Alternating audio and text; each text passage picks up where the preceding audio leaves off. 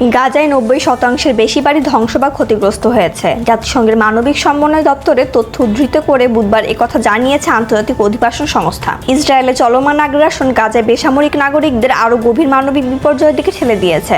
IOM সামাজিক যোগাযোগ মাধ্যম এক্সে বলেছে, গাজাবাসী যাওয়ার মতো কোনো নিরাপদ জায়গা নেই। পরিবারগুলো অনিরাপদ ধ্বংসস্তূপের মধ্যে আশ্রয় নিচ্ছে। সংস্থাটি আরও জানিয়েছে, তাদের কাছে আশ্রয় সামগ্রী প্রস্তুত। এখন ইসরায়েল গাজায় প্রবেশপথগুলো এখনই খুলে দিলে সেগুলো স্থানীয়দের কাছে পৌঁছানো হবে। সংস্থাটি অবিলম্বে এইসব প্রবেশপথ খুলে দেওয়ার আহ্বান জানিয়েছে।